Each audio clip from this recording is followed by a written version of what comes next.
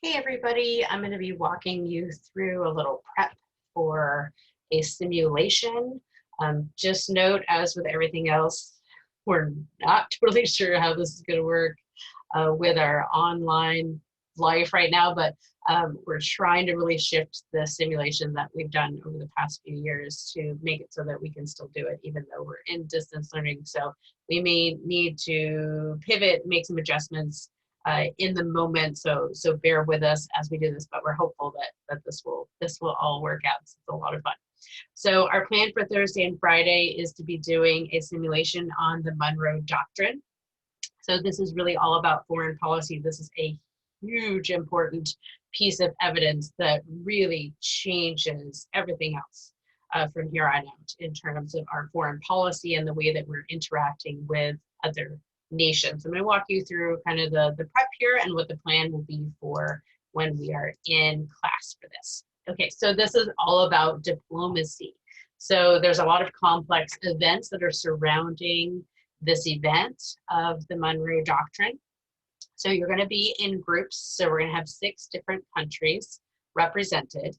So look for an email from me. Please make sure that you read through it. So this is going to be secret information. So if you are given information on Great Britain, don't share it with anybody, because then that might kind of hurt your process when we come back in to do the simulation.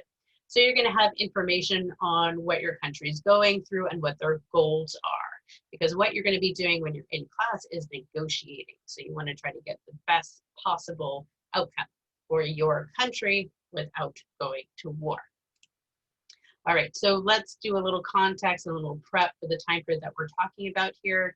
So 1807, you've got Napoleon being aggressive all over Europe. So he's invaded Portugal and Spain. So Portugal and Spain are working hard to defend their nation. And they have colonies in South America. And so they start to revolt because it's kind of perfect timing for them. So they want to get out from under the boot of these European powers. So we've also got new nations like Mexico, Brazil, and Haiti have all won their independence. So this is really following this mood that American independence sets. But the rest of the world has definitely sat up and taken notice that, oh, a colony can shake off its mother country and survive. In 1815, Napoleon is finally defeated in Europe.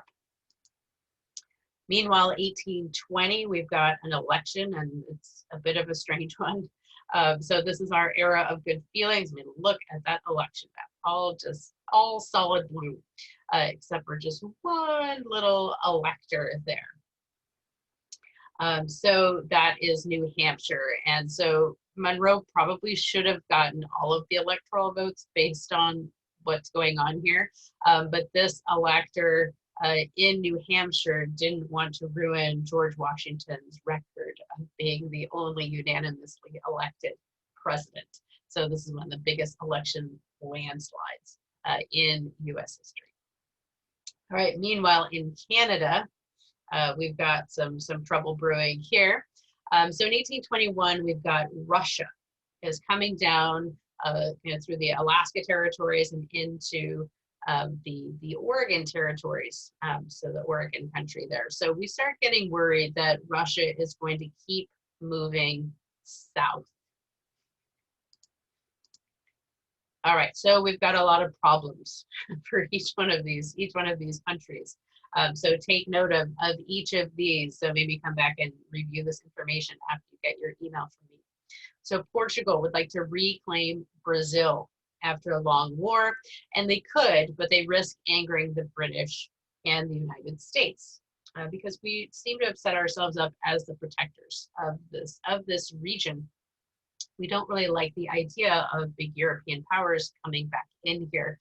Brazil was obviously a very prosperous colony for the Portuguese, so they want to reclaim Brazil.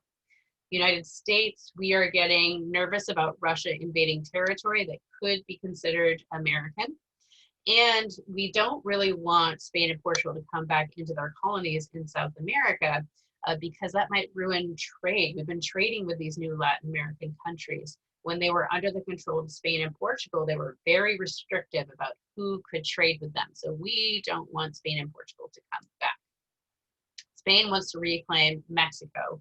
France has offered support in this, but the British have threatened to attack Spain if they try to reclaim Mexico. So you can see where this is starting to get pretty complicated. So these colonies are all starting to revolt. And again, Spain and Portugal had restrictive rules about trade. So we don't want this to happen either. So we don't want Spain to retake Mexico, just like we don't want Portugal to retake Brazil. Russia, they're mainly interested in fur trading, not colonization. But regardless, we still see them as a threat. And Russia has to figure out how to respond to Americans violating their new territory, because Americans are crossing into this region as well. So we're definitely getting some border skirmishes going on here. Great Britain is worried that Spain and Portugal could challenge them as a world power if they reclaim their colonies. So this is the big reason why Great Britain doesn't want to see these colonies get reclaimed either. Like us, they're also worried about losing out on this profitable trade with these former Spanish and Portuguese colonies. Latin America is this new upstart group of countries, and they're getting nervous and they need help. So they are asking for help from both America and England in remaining independent. So, you know, kind of sweetening the deal. Let's keep trading. Can you please protect us from Spain and Portugal? They have already said they're willing to fight using guerrilla tactics to hold on to their independence. And note that Mexico was independent in the year 1801. All right, so again, these are going to be our 6 countries, and you will get an email with information about one of these. So again, be on the lookout for that. So when you come into class, you should have already read through the information on your country. It's not very long, it's really just a couple of paragraphs. And then you'll see some questions at the bottom of your document, but don't worry about those until you come into class. So you'll come into class and then you will go into your breakout room together with the other people in your country. You'll discuss those questions and you'll have a document to fill in with your answers about that. Because really what those questions are doing is they're setting up your goals for negotiation. So in order to solve these foreign policy issues, we need to have some negotiation.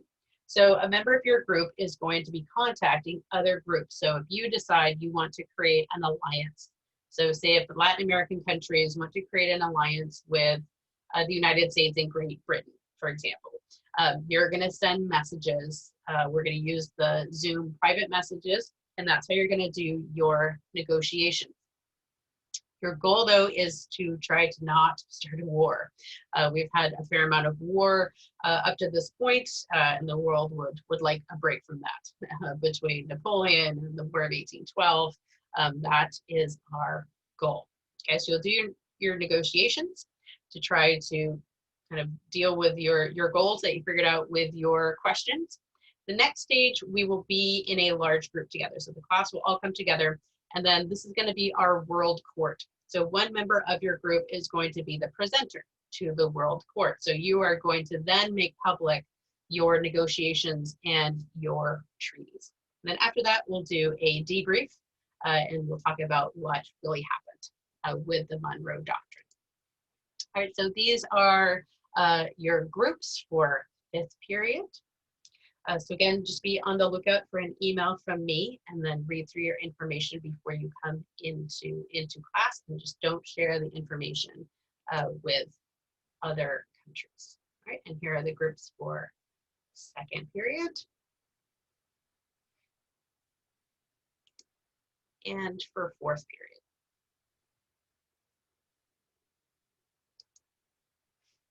Right, so again, you should read through the information before you come into class, and then you'll have time to work in your groups to figure out the answers to the questions, and then we'll move into the negotiation stage and the world court stage.